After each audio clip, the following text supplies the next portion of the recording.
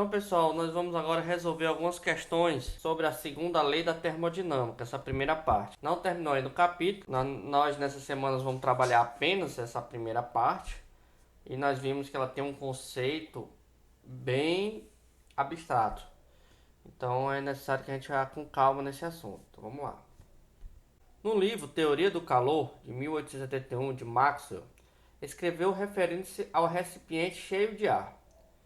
Iniciando com uma temperatura uniforme, vamos supor que o recipiente é dividido em duas partes por uma divisória na qual existe um pequeno orifício, a que um ser que pode ver as moléculas individualmente abre e fecha o orifício de tal modo que permita somente a passagem de moléculas rápidas de A para B e somente as lentas de B para A. Assim, sem realização de trabalho, ele aumentará a temperatura de B e diminuirá a temperatura de A, em contradição com...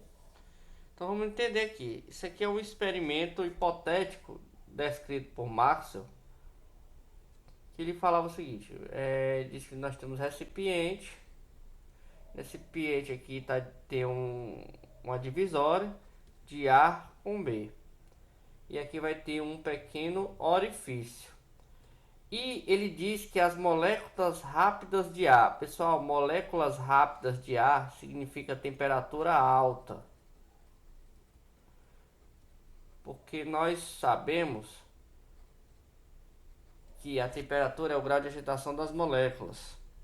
Então ele está dizendo que se tiver um orifício, há uma passagem de calor. Ele não falou para esses tempos porque o conceito de calor ainda estava muito abstrato aqui ainda.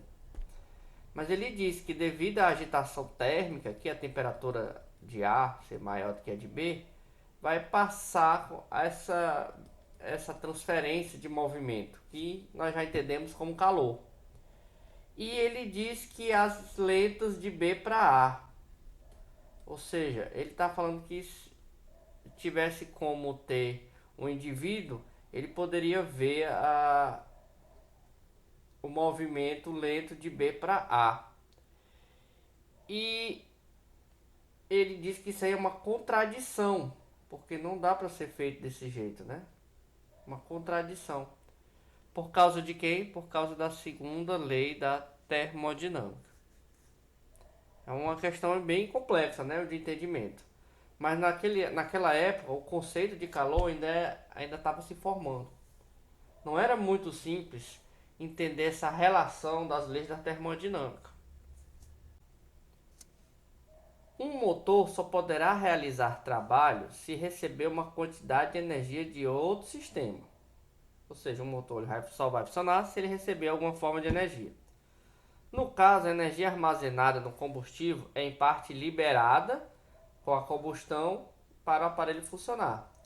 Quando o motor funciona, parte da energia convertida ou transformada na combustão não se pode ser utilizada para a realização de trabalho. Isso significa dizer que há vazamento de energia em outra forma. Isso aqui foi uma questãozinha de Enem. Ele está dizendo o quê? Que da energia para o motor de combustão, apenas uma parte é levado para realizar o trabalho, a outra é desperdiçada. De acordo com os textos, a transformação de energia que ocorre durante o funcionamento do motor são decorrentes de quê? Então, no caso aqui, a melhor alternativa é a letra C. Ele fala que a conversão integral do calor em trabalho ser impossível. Ou seja, não dá para se ter um motor com 100% de rendimento, como nós já havíamos estudado. Outra questãozinha do Enem, para vocês verem que esse assunto cai bastante no Enem. Aumentar a eficiência na queima de combustível dos motores a combustão e reduzir suas emissões de poluentes são a meta de qualquer fabricante de motores. É também o foco de uma pesquisa brasileira que envolve experimento de plasma, o quarto estado da matéria, e que está presente no processo de ignição. A interação da faísca emitida pela vela de ignição com as moléculas de combustível gera o plasma, que provoca a explosão liberadora de energia. Por sua vez, faz o motor funcionar. Então ele está aqui explicando como é que funciona o processo de um motor térmico, um motor a combustão. No entanto, a busca da eficiência referenciada no texto é representada pelo fator limitante. O que limita esse trabalho do motor térmico? Nós já discutimos a questão da segunda lei da termodinâmica, que ele diz o seguinte: é o tipo do combustível, não tem nada a ver com combustível. É um dos princípios da termodinâmica, segundo o qual o rendimento de uma máquina térmica nunca atinge o ideal, que seria o 100%. Então é letra B. Com relação às máquinas térmicas e à segunda lei da termodinâmica, analise as proposições a seguir. Máquinas térmicas são dispositivos usados para converter energia mecânica em energia térmica. Está errado, é o contrário. Máquinas térmicas são dispositivos que transformam energia térmica em energia mecânica. Então a primeira está errada, porque trocou aqui a ordem. 2. O enunciado da segunda lei da termodinâmica, proposto inicialmente por Clausius, afirma que o calor não passa espontaneamente de um corpo frio para um corpo mais quente, a não ser que seja forçado por um agente externo, que é o caso de um refrigerador.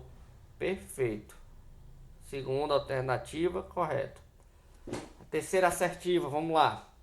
É possível construir uma máquina térmica, está dizendo que é possível você construir uma máquina térmica, operando em transformações cíclicas, tenha como único efeito transformar completamente em trabalho a energia térmica de uma fonte quente.